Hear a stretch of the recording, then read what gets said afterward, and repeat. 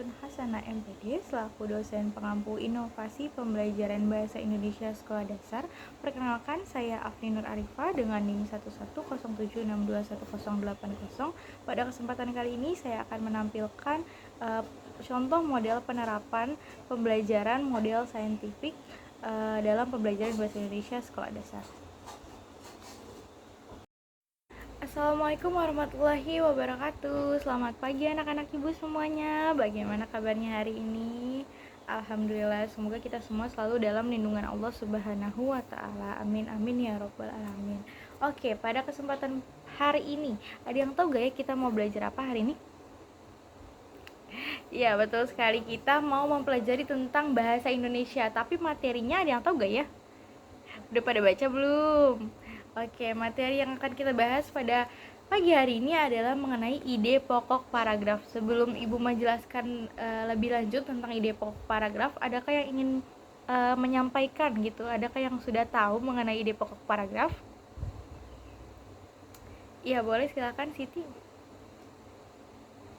Iya, betul sekali, ide pokok paragraf itu adalah ide pokok atau gagasan utama. Jadi betul sekali ya anak-anak apa yang dibilang oleh Siti. Jadi ide pokok paragraf adalah sebuah gagasan utama yang biasanya berbentuk kalimat, yang biasanya terletak di awal maupun di akhir kalimat. Oke, supaya kita lebih mengetahui lagi tentang ide pokok paragraf, boleh kalian buka buku temanya halaman 2. Di situ ada teks bacaan mengenai bagaimana jagung berkembang biak. Boleh kalian amati dulu, kalian baca dulu paragraf 1 terlebih dahulu ya. Kita baca paragraf 1 dulu, kalian amati, kalian cerna, lalu kalian cari ide pokoknya menurut kalian masing-masing. Setelah itu Ibu akan tanya. Oke? Kalian baca dalam hati terlebih dahulu selama 1 menit. Oke, udah 1 menit nih. Coba ada yang bisa jawab, ada yang bisa menemukan di mana letak ide pokok paragraf 1 ini dari teks bacaan bagaimana jagung berkembang biak. Ada yang bisa? Oke, silahkan Rufi. Ya, betul sekali. Jadi ide pokok paragraf pada paragraf 1 ini ada di kalimat pertama, yaitu yang berbunyi jagung merupakan salah satu tanaman yang dijadikan bahan makanan pokok di berbagai negara, salah satunya di Indonesia. Nah, dari hasil pengamatan kalian tadi nih, adakah yang ingin bertanya terlebih lanjut mengenai ide pokok paragraf atau masih ada yang belum kalian pahami? Ya, boleh, silakan Nafi. Oke, jadi pertanyaan Nafi adalah, Ibu, apakah ide pokok paragraf itu hanya terletak di awal dan juga di akhir paragraf saja, Bu? Jadi jawabannya, ide pokok paragraf itu sebetulnya bisa terletak di tengah-tengah paragraf gitu ya. Tapi pada umumnya ide pokok paragraf itu terletak di awal dan juga di akhir paragraf, atau bisa juga di awal dan juga di akhir. Jadi dia bentuknya adalah kalimat campuran. Ada lagi yang ingin bertanya? Oke, bagus sekali pertanyaannya Siti. Jadi apa sih Bu sebetulnya ciri-ciri yang menandakan bahwa kalimat tersebut merupakan ide pokok paragraf?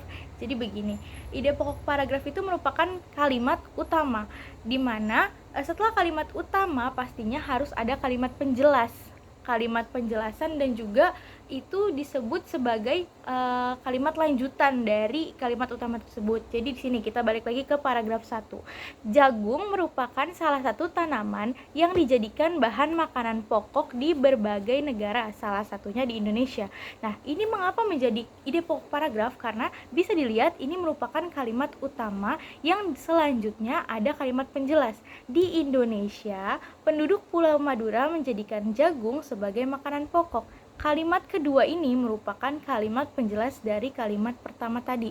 Jadi kalimat kedua dan kalimat satu itu masih berhubungan, di mana kalimat kedua menjadi penopang atau penjelasan dari kalimat yang pertama tadi. Jadi kalimat pertama tadi itu bentuknya masih umum, kalimat utama tuh bentuknya masih umum, selanjutnya diikuti dengan kalimat-kalimat rinci yang menjadikan penjelasan dari kalimat utama tersebut.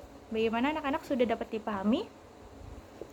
Baik, jika sudah dapat dipahami, sekarang Ibu ingin kalian melanjutkan untuk mengerjakan mencari, maksud Ibu mencari ide pokok paragraf masih dengan cerita yang teks bacaan yang sama, yaitu bagaimana jagung berkembang biak.